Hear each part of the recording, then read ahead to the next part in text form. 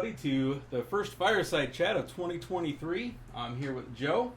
The NFL draft is in the books, so now it's time to start switching our focus over to fantasy football. So we're going to get back to what's near and dear to us, what we think we do best at. And I thought a good fireside chat for the first one of this year would be to cover some of these rookies that are coming in the league that may or may not have fantasy relevance this year. Mm-hmm. So here's what we're going to do. I'm going to pick your brain. And now, we're not going to cover every single rookie skill position player that was drafted. In fact, I haven't even worked on tight ends yet. Rookie tight ends very rarely produce. I need more time. But we are going to talk about quarterbacks, running backs, and wide receivers. This video is going to be about quarterbacks. So I want to start with Mr. Captain Obvious here, Bryce Young. First overall draft pick goes to the Carolina Panthers. About a month ago, I would have said I felt bad for any of the quarterbacks that got drafted there. I don't feel that way anymore. You know, they've got at least an average offensive line. I know my buddy Adam disagrees. They were slightly below average last year, but they had, a rookie tackle. So hopefully this year they'll be able to perform better. I think quarterback play may have had a lot to do with that poor ranking that the offensive line had last year. But, you look at this team a month ago, you were looking at a wide receiving core that would have been led by Terrence Marshall and Levis. And really, Ian Thomas as the tight end, not overwhelming, right? I was just feeling pretty bad. But got to give Carolina some props. They went out and got whichever quarterback they were going to draft. We know that's Bryce Young now. Got him some weapons. So they brought in DJ Chark, who was one of my favorites. Yep. Now, he struggled. He's had health issues the last few years. Hasn't been on the field as much as I would like to see. And I love me some DJ Baby Chark do. They went out and got Adam Thielen. I don't know how much gas he's got left in the tank, but he is that veteran wide receiver. And a rookie quarterback can never go wrong with a guy like Adam Thielen. And then they draft Jonathan Mingo in the third round, who's a 6'2", big body, big framed wide receiver. So from a wide receiver standpoint, they look a lot better. They went out and they got Hendon Hooker in free agency. Mm-hmm. Now, Hendon Hooker came into the NFL with a lot of promise, a lot of hype. He's never lived up to that, but he has put in some pretty solid years. Did pretty well for Cincinnati last year. The running back room looked pretty bare. Honestly, Chuba Hubbard and Raheem Blackshear were going to be the top two running back options after Deontay Foreman went to, which team did he go to? The Bears. But then, they go out and they get Miles Sanders in free agency. Yeah. So, as a Bears fan, I was kind of laughing after we made the trade because we get their best wide receiver in DJ Moore. We take the best running back on the roster, Deontay Foreman. Yeah. And I was feeling really bad for whichever quarterback went there. But they've really done quite a bit to address the needs. So for me, from a fantasy football perspective, Joe. Yes. I probably would not take Bryce Young in a redraft league this year. There's too many other good quarterback options. Yeah. But at the same time, I think he's got a good enough offensive line and good enough weapons around him to develop a little bit more than he would have, say, a month ago, looking at that roster. While I might pass on him in a redraft league, I might be interested in him in a dynasty league. Do you think I'm crazy? No, I think you're right on that because I think they're going to be down a lot. So he's going to be throwing from behind. I think Adam Thielen is going to be, he's going to hit him at every 8 yards he possibly can, him and DJ. Mm-hmm. But he is going to be his safety valve. Yeah, I really believe that. I wouldn't be surprised if Thielen has 80 or 90 catches. Yeah, if he can stay on the field. Yes, if he can stay healthy. Yeah, if he can stay healthy. But I would only stick with dynasty on him. Now, I think he's going to be a great quarterback, but I would go with dynasty mode. Have him in a dynasty franchise, but have him, off to the side to hold on to. Right, more of a pick for the future than for this year. Right. Yes, he could be pretty special. I mean, out of all the quarterbacks, I think he is the closest to the most legit there is. Mm-hmm. Kind of like the closest to a can't miss, even though very well could miss. But you know what I'm saying? Right. He's crisp from basically every aspect that you look for in a quarterback. Right. I was going to say, there's nothing that he does wrong. The only knock on him was his size. But we've seen other 5'10" quarterbacks come in and be successful in the NFL. Yeah. It's not common, but if you're in the right system with the right weapons and you have the right skill set yourself, which Yes, he does, he does. it could happen. I mean, he played in the SEC. That's big boy football down Absolutely. there, right? Absolutely. So yeah, I mean, you look at what Carolina has went out and done. You know, so you've got DJ Chark, who's 6'4", Thielen, who's 6'2", Mingo, who's 6'2".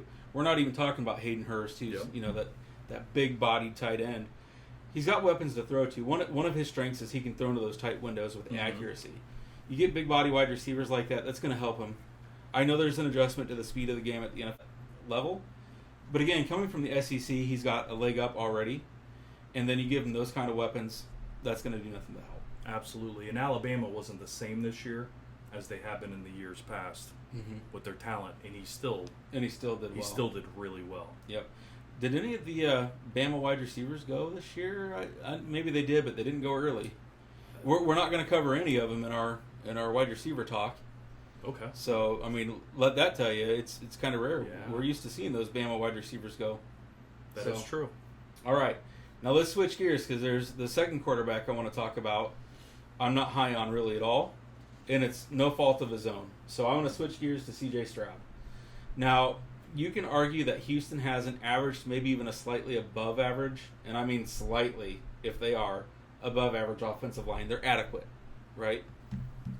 Running back wise, they've got Dameon Pierce, they've got Devin Singletary, and they've got Mike Boone.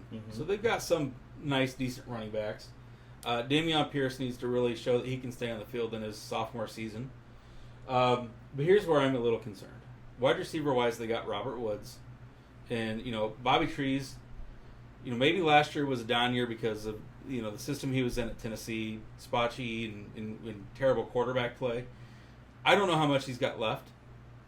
He is that veteran wide receiver, but when he's your number one, that concerns me. Yeah, yes, as number one. As number one, that's concerning. Nico Collins is number two. Nico Collins has always had flashes, but nothing consistent.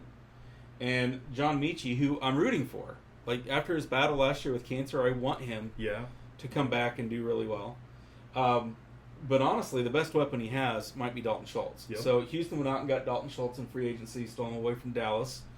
A rookie quarterback's best friend is the tight end, right? So I can see Dalton Schultz leading the team, in receptions, receiving yards, receiving touchdowns. But in this case, he's no Gronk, so I'm not sure that's a good thing, right? Yeah. I'm really concerned. He wasn't for me last year.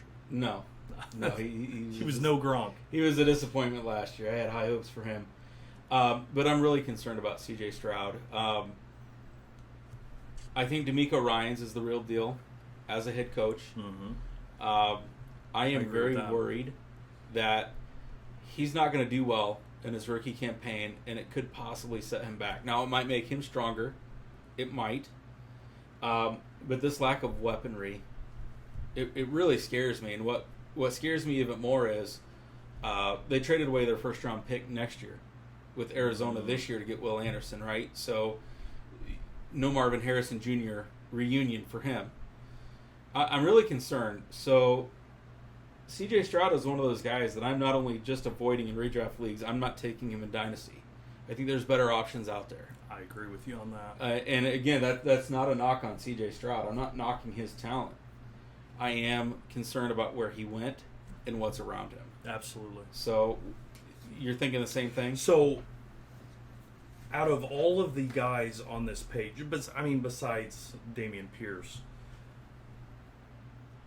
now this is a reach, but I could see John Mechie being special, depending on how he comes back from cancer. having cancer. Yeah. He was the real deal back in college. I don't know if you remember him, but he was an absolute stud in college at Alabama. Did you yeah, but I still haven't seen it translate to the pros. Now, obviously, well, yeah, he's never going to play. Yeah, I'm saying that. I'm not saying I'm going to draft him in the league. I'm not going to say I'm going to draft him in fantasy, but as a reach, don't be surprised if he leads that team in catches. I'm putting it out there. He is a stud. And for C.J. Stroud's case, I hope that's true. Now, is C.J. Stroud going to start? Do you believe Yeah, he's gonna? I do. You don't gonna take put him with him- a second overall pick and have him ride the pine. Not when Davis Mills is the only guy, that you're competing with, really. Absolutely. So, So let me tell you why I have an issue with Stroud. Reportedly scored an 18% on the cognitive test, and he fired back about his low test score. I'm not a test taker. I play football. At the end of the day, don't got nothing to prove to nobody. So I'm not finna sit here and say how I process football. The people who are making the picks know what I can do. That's all that matters to me, Stroud said. Now, I'm going to go to the late great, he's not late, but still great, Daniel Tosh. okay. You mean you're stupid? You struggle with the part where we find out what you know. I can totally relate. I'm a brilliant painter minus my awful brushstrokes. That is... When somebody says they are not a good test taker, which I was not a good test taker, it's because you don't know the topic. You don't know the answers. That's what makes you a bad test taker. So when I was scouting and I hear guys say, he's not a good, when I hear coaches tell me, he's not a good test taker. How bad of a test taker was he, Jimmy? Well, he struggled on that ACT. How much did he struggle? I got a 13. Oh, so he can't read. That's what that means. Not a good test taker. So whenever I hear somebody say, he's not a good test taker, or himself say he's not a good test taker, that's not a good sign. And I know he's not there to take tests. Right, but let's be honest. I mean, as a quarterback, you have to process information, and you have to process it quickly. There's a reason they give that test. Is it the be-all, end-all? No. Does it serve a purpose? Yes. Stroud got an 18%, right? And I believe Bryce Young got like a 97%. Mm-hmm. Yeah. We'll see. And, I just don't like that. I don't like that. It's not a good look. It's interesting because a lot of people actually thought Carolina wanted C.J. Stroud Because he was taller. because he had the bigger frame, and he looked so good at the combine and had a really good. He did look good. He did look good. He did. But it does make me wonder if ultimately that's why they chose Bryce Young, because he has that mental fortitude. We can talk about another quarterback in Peyton Manning who had the size, but didn't have the. And I'm not knocking Peyton Manning; he's an all-time great. Peyton Manning's greatest gift was not his arm talent; it was his mind. Size be damned, it was his mind. I'm not fitting here to sit here and tell you that Peyton wasn't great. So. Right. But you don't have to be the most physically talented Absolutely. in order to be successful. You know what you do have to be? The smartest guy in the field. It helps. Yeah, Decision making is by far the most important part of being a quarterback. Right. Arm strength, most overrated. Arm strength by far is... By the way, I watched that combine. I was there in person for it. C.J. Stroud, I believe, if you go back and watch those videos of the long ball, he had a better long ball than Richardson. Mm-hmm. Now, Rich Eisen couldn't get over... He was just tumbling over himself, and he wouldn't talk about Stroud, but because he was, so excited about Richardson. But Stroud actually had the strongest arm. I believe in that. If you go back and you watch the distance of those throws and the trajectory, he had the strongest arm in those. Yeah, but if you gave me the choice as a GM and a head coach, and I think you'll agree with this, between a strong mind or a strong arm, I'll take Brady and all of his rings and Manning with his rings. I will take Purple Drink and Jamarcus Russell to your Peyton Manning any day of the week. Yeah, right. I'm just telling you. Just putting that out there. Just gonna, yeah. That's funny. All right, let's move on to another quarterback here that's near and dear to both of our hearts as Indiana natives here. Anthony Richardson, quarterback number 3 on my list here. Now, Richardson is interesting because he's not going to have to play this year, which when you think of a quarterback taken in the top 5, typically you think they have to start right away. And reports out of Indy say that they want him to start right away. But when I look at that quarterback room, you have Gardner Minshew, who's capable. And this is not a knock on Matty Ice. Matty Ice has had a fantastic career, but Gardner Minshew is an upgrade over Matty Ice from last year. You look at a quarterback room that has Nick Foles. Richardson, if they don't play him, which I don't think that they should, he's a prospect, and he's a project. Yes. But the upside is there. When you look at this, if they give him the time to develop, they've got something going in Indy that, to me, looks good. And I want to explain this real fast. So offensive line play last year, from the eye test, looked like it's down. Now, PFF graded them out as, I think, the 10th best. But Matty Ice just did not look like himself in the pocket. Held on to the ball too long. There's been different times in his career where that was kind of one of the knocks. It's interesting since he didn't have Julio Jones and Calvin Ridley to throw to. He didn't look like himself, right? Anthony Gonzalez, Roddy White, all those guys that he's worked with in the past. Gardner Minshew comes in, he starts. Anthony Richardson can watch, learn, kind of take the Patrick Mahomes route behind Alex Smith. You look at the weapons here; they're not bad. In fact, I'd say they're pretty good. And we're going to talk more in depth about the rookie wide receiver they drafted this year. But running back room, they have Jonathan Taylor, Zach Moss, and Deion Jackson. Now, Zach Moss, say what you will, say what you won't. I loved him in college. I like Zach Moss. Yeah, I did too. Jonathan Taylor, I think, is going to have a nice year this year. Yes. He just wasn't healthy last year. Jonathan Taylor's a dog. He just was not healthy. Yeah, but I mean, Zach Moss is a good... He is. But Deion Jackson, when he came in last year, performed fantastic for the Colts. More than capable of coming in. So when you got 3 quality running backs, and one of them is the potential the best running back in the league, Jonathan Taylor, when he's right, that's going to help any quarterback, whether it's Gardner Minshew or a young Anthony Richardson. You look at the weapons, I still like Michael Pittman Jr. Now, I've never been as high on Michael Pittman Jr. as most people. But that doesn't mean that I still don't think he's a really good wide receiver. Yes. I just don't think he's elite, right? Yeah, well, I have friends that think he's elite. I wouldn't go that far. I think he's really good. Sounds like a Colts fan. They are, yeah. Alec Pierce was, I thought, a nice pickup last year. And I think with the drafting of Josh Downs, Alec Pierce is going to be able to bounce that outside. They go out and they get Isaiah McKenzie from Buffalo, who was kind of a disappointment in Buffalo. But, again, I don't necessarily hold that against Isaiah McKenzie. That offense runs, the passing game runs through Stephon Diggs. Yeah. The red zone runs through Dawson Knox. Yes. Right? Yes. So I think Isaiah McKenzie comes in. They drafted Josh Downs, who we're going to talk to in depth about in the wide receiver.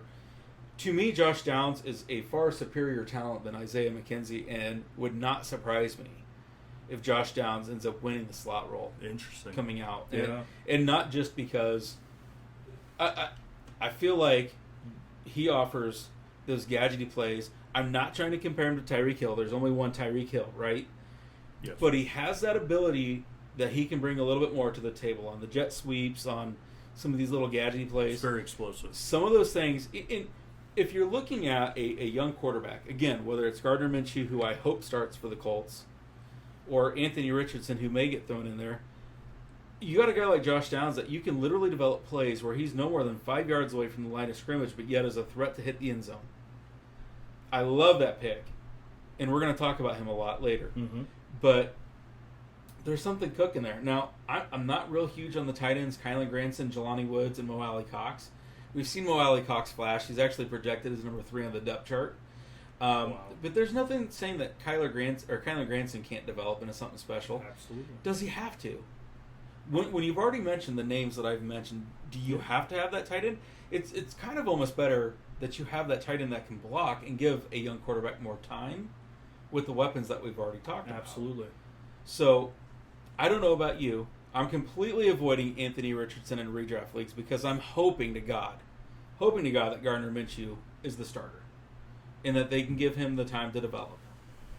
So Gardner Minshew. Oh, so go ahead. Well, I was just saying, like, I'm not going to take Anthony Richardson in redraft, but he he is somebody that I'm going to target in dynasties. Absolutely. Sorry, I didn't mean to kick you there. No, I understand. So from a dynasty perspective, Anthony Richardson's a very enticing. I would draft target. him late in dynasty, and that's what I've got on my notes. So, I literally have in my notes. So I wrote all these notes down. I spent, about a week and a half working on these. So I hope that you guys great notes. hope you guys appreciate this, and we're going to make these notes available on FFP from the 50. I'm just going to read directly off here. Ultimately, I will take Richardson in a dynasty league with the hope that he can spend a year developing, but I'm going to avoid him in redraft leagues. Yes. But yeah, Richardson, I think the upside is there. Out of all the quarterbacks drafted in this draft, I think the Colts got the one who may have the lowest floor, but also has the highest ceiling. 100% agree with that. So, and 100%. I'm willing to take that risk. Yes. Because I think he will have the time to develop, and I think he has the weapons he needs to succeed. Absolutely. So the first thing when a coach moves over from one team to another, or an OC moves over from one team to another, they immediately get players from their previous team that know the system. Pierre Garçon, when they left San Francisco, he went right to the Redskins. No, I'm sorry. Went from the Redskins to... What am I thinking here? Redskins, San Francisco, the He Redskins. went from- Pierre Garçon was with... He went from Indy to Washington to San Francisco, Yes. if I remember correct. Because Shanahan was out there. Yes. Because he knew Shanahan's offense. So he was able That's to what follow I was that a little out mixed up there. Yep. Yes, he knew it right away. Boom, put him right in. He knew what to do. He can teach the others as well as like an extra coach while running the routes for the rest of the guys. And that's what Minshew can offer. That is what Gardner Minshew is. Just a month ago before the draft, Richardson was in Indianapolis with Gardner Minshew. Did you see those? I did. Those photos? That's not on accident. So they were feeling it out there, seeing what was going on. And Gardner Minshew, I don't think he's...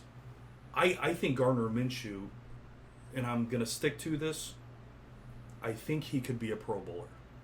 And we've got this on video. I said this a couple years ago when they gave up on him In Jacksonville? Yeah. I think he has the ability to be a Pro Bowler, and if he's given the proper amount of time in Indy. Last year with Ryan, there was something up with that, with the blocking scheme. Yeah. Matt Ryan was blowing snot bubbles by the end of the first quarter multiple times. He was seeing ghosts about 3 games in. And I went back on that film, and there were guys coming through the A gaps and B gaps untouched. That is a rule that is not allowed to happen. You are not allowed to have a guy go through the A gap untouched. And there were assignments that were missed multiple times a game. I mean, it was incredible. So, Matt Ryan is not a large fellow. I mean, he's probably about $190. Yeah. So he was getting absolutely at his age, he was getting absolutely pummeled. So now they have a new coach, all new coaches. They're gonna shore that up because that line underplayed about as much as you could possibly underplay for the year. They came in like celebrities, and they were basically, I would put them bottom 5 offensive line in the league. For the way that Matt Ryan got absolutely smoked last year, I would put them at a bottom 5 of the league last year, just on misassignments alone. I didn't do all the grades, but I'm telling you, it doesn't take much to see. Like, you don't get a hand on a guy going through the A-gap, somebody, at that level, somebody gets fired. You do it 5 times a game, that's horrible. Yeah, so, and again, PFF-wise, they didn't grade out badly. PFF, and I don't know the truth of this. You're a coach. JDP-wise, they graded out. Yeah. Well, how about this? Their record. Right. But PFF's point is a lot of it was the quarterback failing to adjust protection as they should have. Okay, and I don't know if he had that ability or not, because I promise you, nobody wants to get less Nobody wants to get just absolutely blasted less than the guy who's making the call. Right. You know, like, I mean, he's a $190, 6'4", 6'5", $190. He does not want to get smoked through the A gap. So there was an issue going on between his communication with the O-line, or it was the O-line's issue. That's my point. Right. I don't know who was doing what, but you know, sometimes when a quarterback comes into, even though he's a veteran, mm-hmm. I mean, he knows more than some offense coordinators. I mean, I'm sure he does. But yeah. sometimes when you come and you learn a new offense, just because you've been in the league for 20 years, you come in to learn a new offense. They want to take sometimes they want to take something off your plate, so they'll put a center in charge of, right. especially a veteran center. Right. You know, so I have a feeling there was an issue with communication there, because I don't believe Matt Ryan wouldn't last this long of his career. He wouldn't have lasted this long by getting smoked like that. Super Bowl, been to Pro Bowls. Like being smoked like that, he wouldn't have lasted. Right. Does that make sense? No, it makes perfect sense. So yeah, something was just not clicking. Something was off. Yes. So, all right. So you're going to notice the trend. So we talked about Bryce Young, who I'm high on. Then we talked about C.J. Stroud, who I'm not. Now we talk about Anthony Richardson, who I'm high on. But we're going to go to the next one that I'm low on, and that's Will Levis in Tennessee. All right. So the offensive line for Tennessee is really hard to grade out right now. They're definitely more geared towards running, and they have been with Derrick Henry, right? They lost Taylor Lewan. They lost Nate Davis to the Bears. I don't know how to grade this offensive line. I really don't, because it's so different from the offensive line that they had last year. But here's what really concerns me about Will Levis, okay? From a running back standpoint, they have Derrick Henry. Now, they did draft Tyjae Spears, and they've got Hassan Haskins, okay? Derrick Henry is capable of catching the ball in the backfield, but he's King Henry, right? Let's not gild the lily. He is what he is. Wide receiver wise, they don't have much. They drafted Treylon Burks last year. Remember, he's the wide receiver out of Arkansas, comes in with the big body, and then has asthma attacks in camp. Doesn't see the field, doesn't play well. He's your number one, completely unproven sophomore wide receiver. Mm-hmm. The ability's been there, but there was all kinds of issues surrounding him last year. Your wide receiver 2 is Nick Westbrook-Akeen, and your number 3 is Kyle Phillips. Your tight ends are, I'm going to mispronounce this. I go down to the comment section, really spell it out for me how I'm supposed to pronounce this. Chigoziem Okonkwo, who, we had some decent games out of him. We had high hopes. Josh Wiley, who they drafted this year, and Trayvon Wesco. Who's he going to pass the ball to? He better hope Ryan Tannehill stays healthy and is the starter all year, and Tennessee does something to address this in the offseason next year. Because I am really concerned. They have a questionable offensive line. I don't even know how to grade it. I said they lost 3 big linemen, right? Yeah, 3 of their... At least 3. Well, who did you say? So Nate Davis went to the Bears, the guard. Yeah. And then Taylor Lewan, the tackle. Yeah. I don't think he retired, but he's not on the team anymore. He's had injuries build up over the years. Yeah. Sorry. So they don't have an offensive line. What about that center? Remember the one that almost got in a fist fight with McCarron in the national championship? Remember when he wasn't going to snap it and he turned around and was going to... He has a real easy name. You know what I'm talking about? He left too. Let me pull it. I'm going to pull up their depth chart. The one that was now. a Remington Award winner. Mm-hmm. He left. Yeah, he was a Remington Award winner, and he slipped in the draft. And I'm thinking, this guy's like multi-time All SEC, and he just kept slipping and slipping and slipping. I was like, do you have him? So Aaron Brewer is the center. Yeah, no, but who left? I don't have it from last year. Oh, okay. So, but they're starting left guard, and maybe the best offensive lineman they have is rookie Peter Skoronski. And I love Skoronski out of Northwestern. A lot of people had him going to the Bears in this year's draft. But here's the problem with Skoronski. Short arms. Doesn't have the length to play tackle. So they move him into guard. And maybe he can be elite. But when your best offensive lineman is a rookie guard, that scares me from a young quarterback development perspective. Will Levis's attitude scares me. There's a reason he didn't get drafted in the first round. The reports coming out of the interview said he came in cocky and entitled. You go into the NFL with that attitude, the locker room's going to turn on you. Absolutely. And if you think you're already hot stuff when you go in there, you're not going to learn. You think you already know it all. You got that ego. He's like Ryan Leaf 2.0. Oh, wow. Okay. So I'm not sold on Will Levis. I'm even less sold on where he went to. I am absolutely avoiding Will Levis. I don't care about his physical talents, his gifts. Let's not forget that last year he stunk it up for Kentucky. Like, if he had gone to the draft the year before, if he was eligible, he'd have been like a first overall pick or something like that. Mm-hmm. You know, he loses Wandale Robinson, his number one receiver. Kentucky gets drafted to the New York Giants last year. This year he comes out, he doesn't protect the football. I'm avoiding him in all formats. I am not taking Will Levis in Dynasty or Redraft. I'm avoiding him completely, and probably always will. How about that for blunt frankness? Yeah, probably always will. Yeah, I'm just not a Will Levis fan. And I am so glad the Colts did not take him. I am too. So glad they did not take him. I am too. This hopefully just come back and bite us, but I don't think so. The guy's name was Ben Jones, by the way. That's it. It's also yes, like one of my yes, best yes. friends, Ben Jones. Yes. So yeah, but he also went to. It was the different guy, but he went to. He's from Alabama.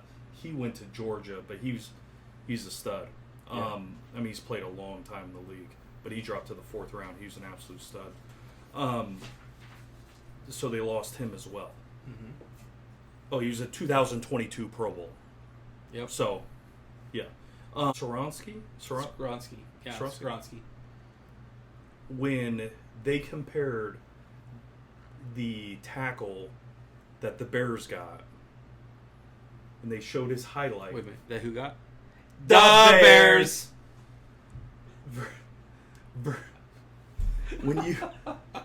When they show his highlight film versus Skoronski, it is like night and day. Now, I'm not a big highlight film shows the capabilities, but to judge somebody based on a highlight film, I don't like. But when they show a highlight film and there are no highlights, that's a problem. You're the only lineman that they talked about the entire time. I never even heard anything about the Tennessee guy. Mm-hmm. You know, obviously he's pretty well known to insiders, but I mean, you know, he's a first round top, 10 pick. But Skoronski was on every board. I mean, talk about. Well, he's the hometown. It's the low hanging fruit. He was the hometown kid, being from Northwestern. That's why everybody had him on their board for the Bears. For the Bears. Well, yeah. But then everybody talked about his mechanics.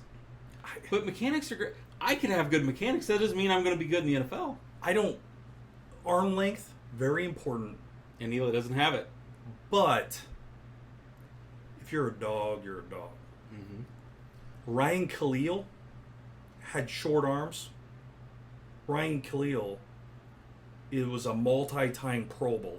Mm-hmm. Absolute stud center. He dropped to the second round. He was all USC like multiple times. I'm like, for that guy to drop, that like I'm pretty sure second round, but for him to drop, I'm like, that guy is just an absolute stud. And that just boggled my mind. So, but this guy, and that guy, if you watch Ryan Khalil's highlights in college, and then you watch Skoronski.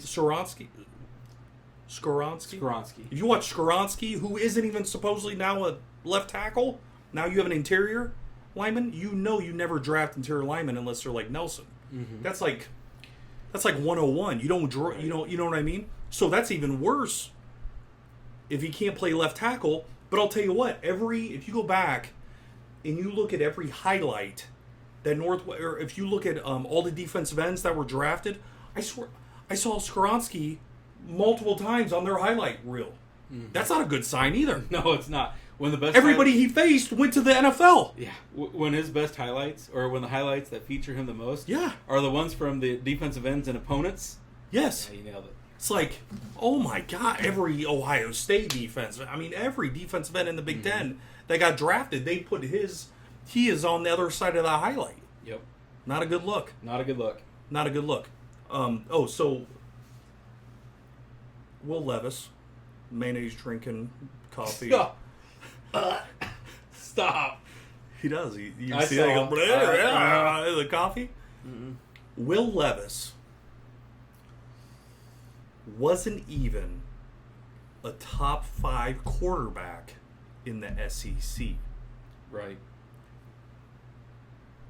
He was the 4th quarterback taken in the draft. Yep.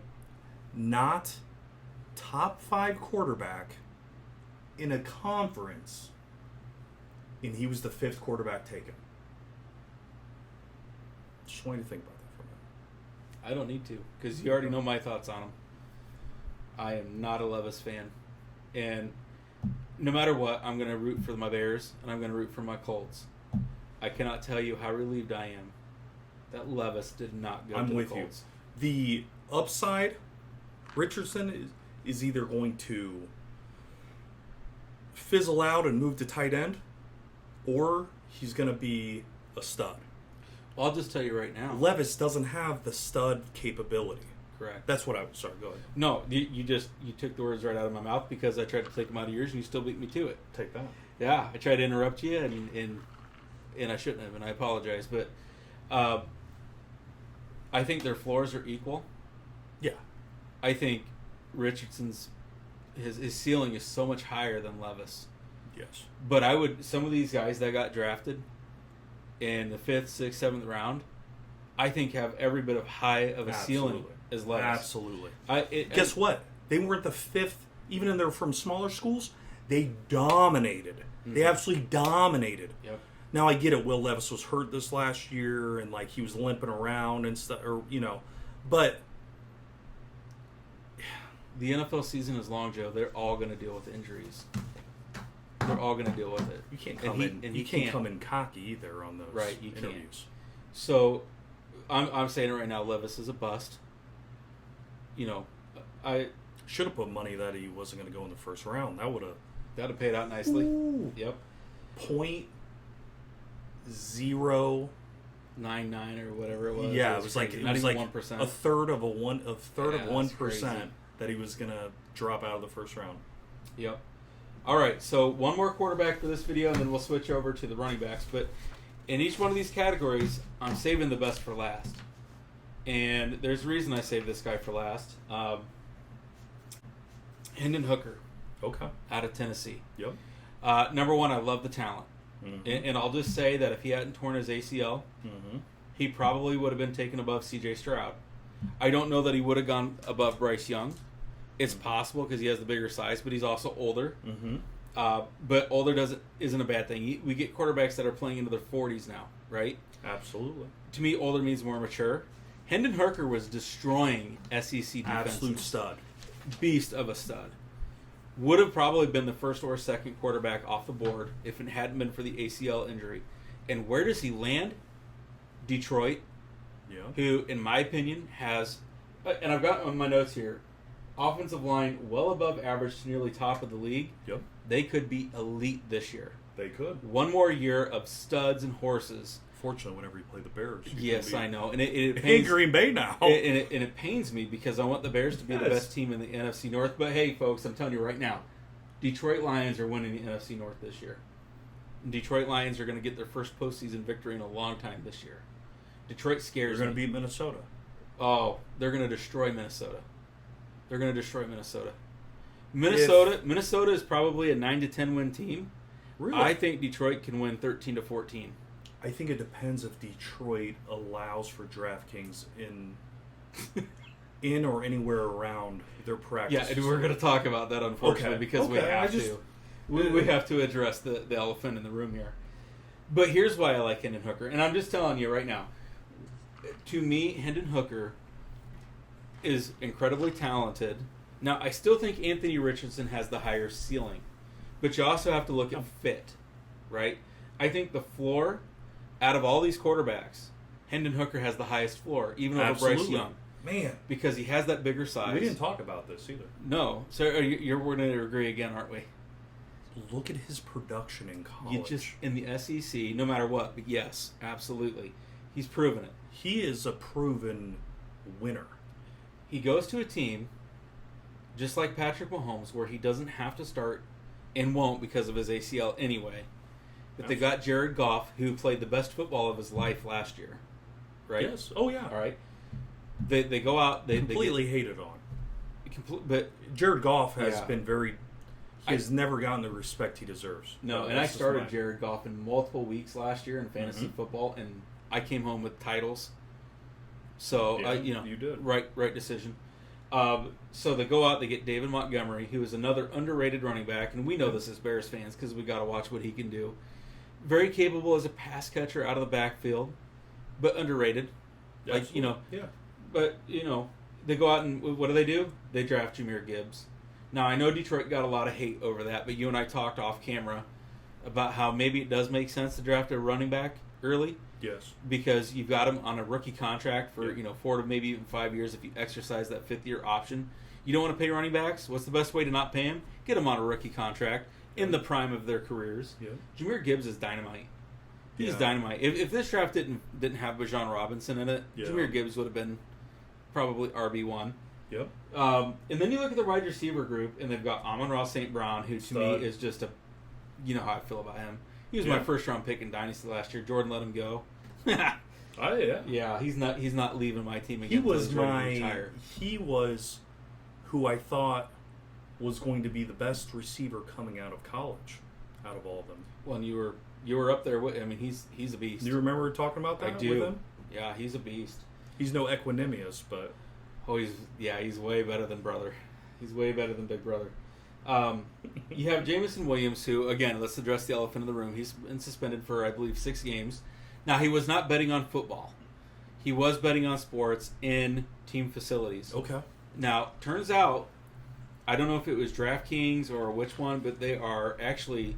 So he was betting on his phone, on his app, at team facilities, and whatever app he was using snitched on him. So that's how he got caught. That report came out actually today. Oh, really? Yeah. So if you're an NFL player, don't use your app while you're at team facilities because they can track your location. And then they went out and they brought Marvin Jones Jr. back. Yeah, Marvin Jones. Another stud. Well, maybe not stud, but solid. Well, he's a veteran. Ooh, he's a stud athlete. Yes, he is. Starts out in Cincinnati, goes to Detroit, goes to Jacksonville, comes back to Detroit. Everywhere he's ever been, he's produced. Yeah. He's got that veteran presence.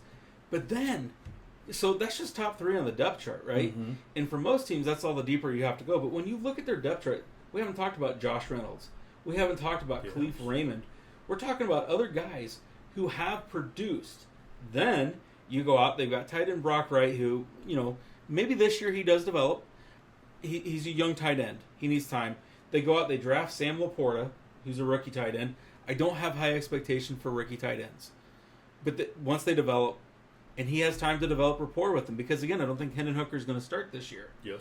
You throw that in with a possibly elite offensive line.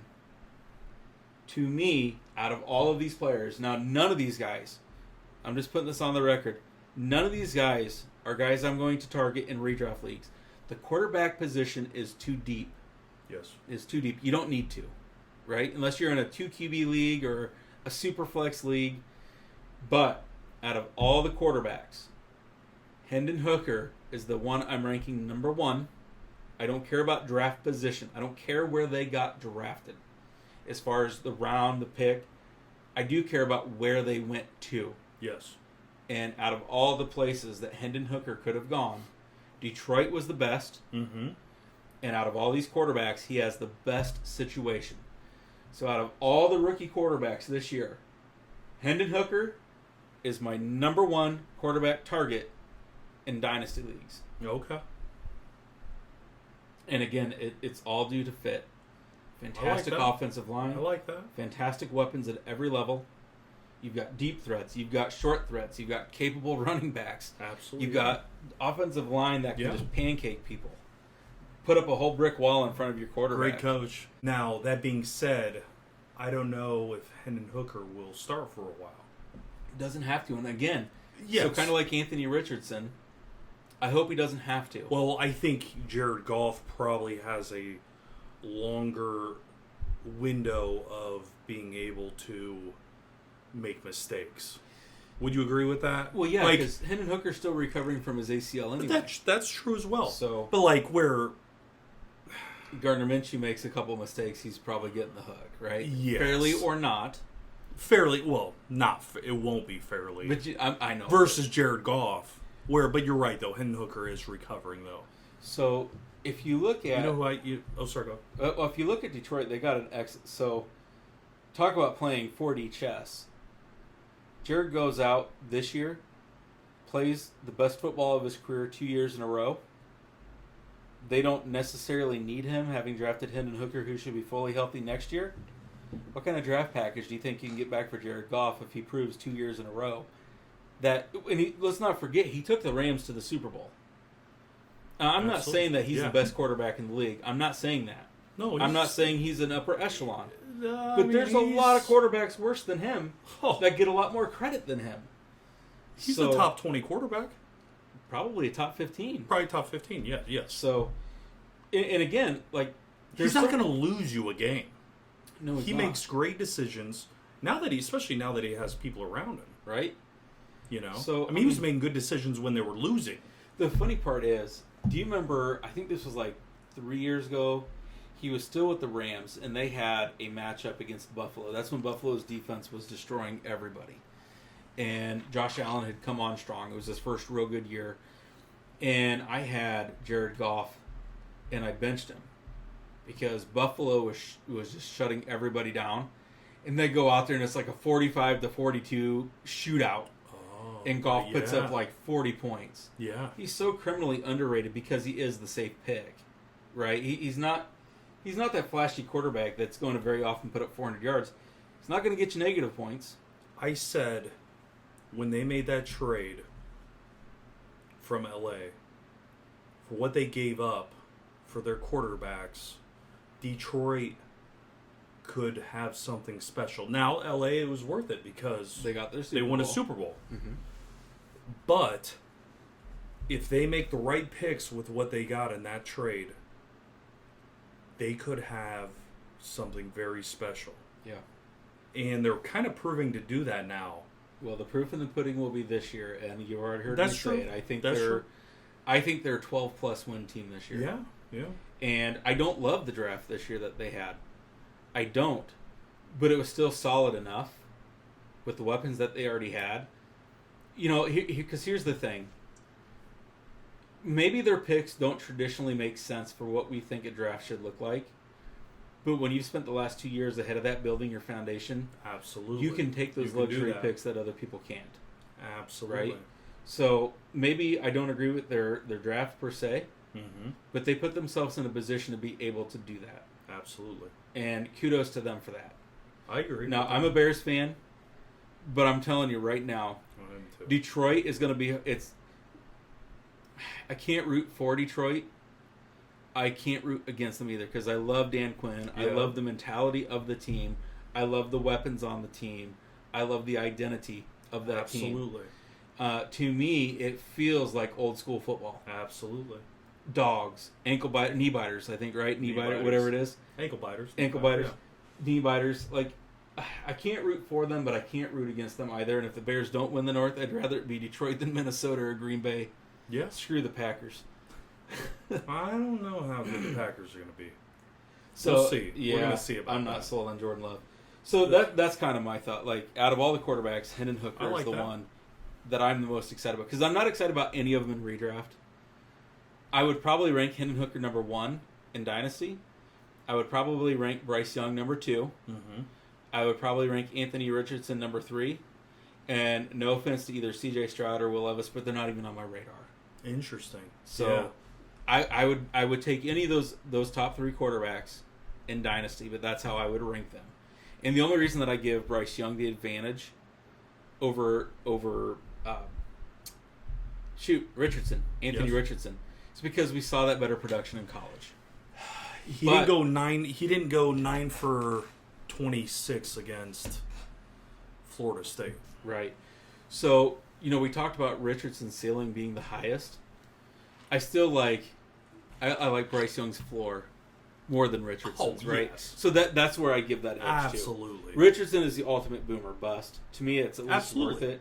It's one of those where he's going to play quarterback or he's going to play tight end. I feel like it's that. I mean, he's that great of an athlete. Yes.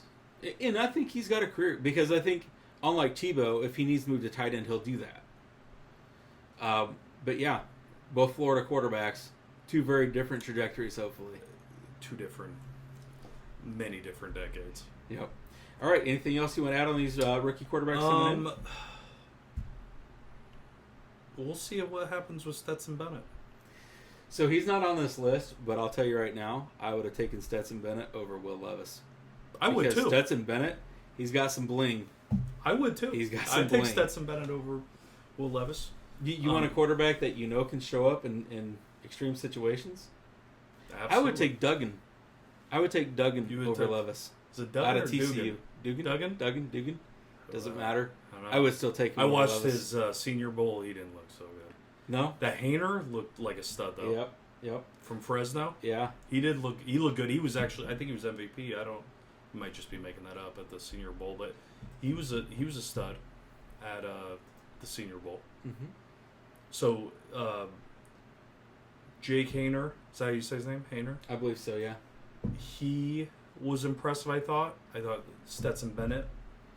I think Stetson Bennett's a winner. Mm-hmm.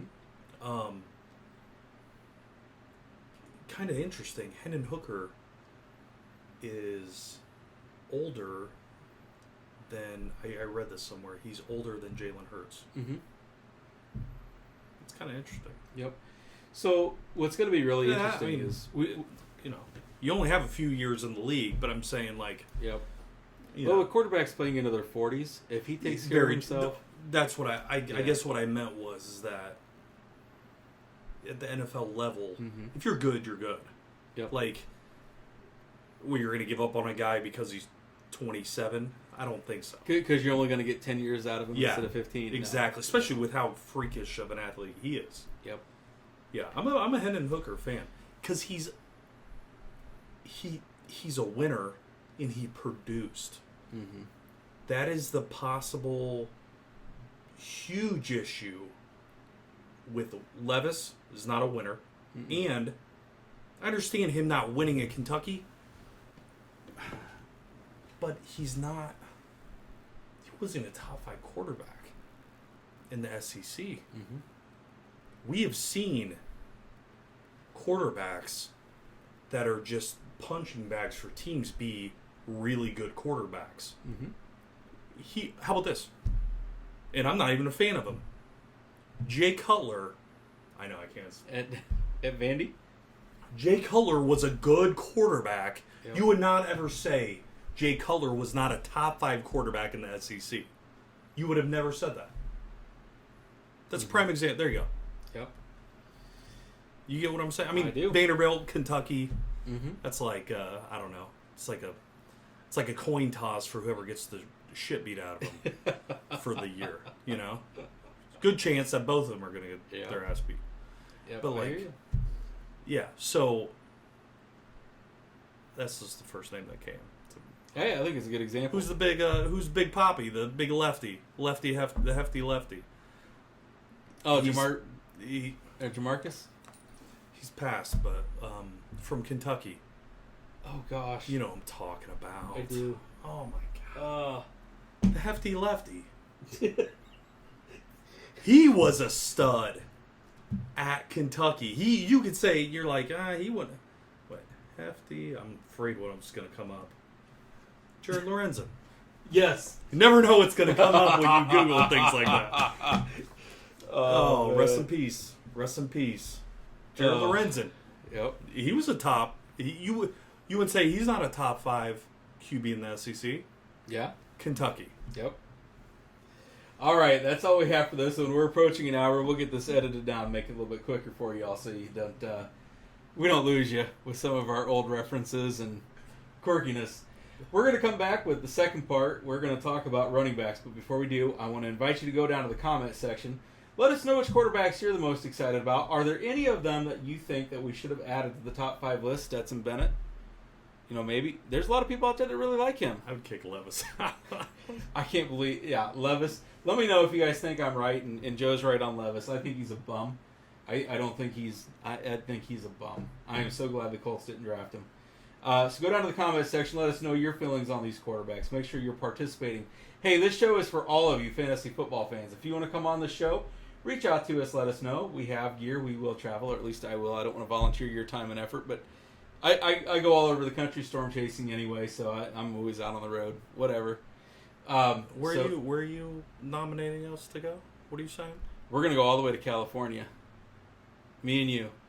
If you live in Malibu, California. Big fan of Malibu. If you live in San Francisco or Portland, we'll come out to you.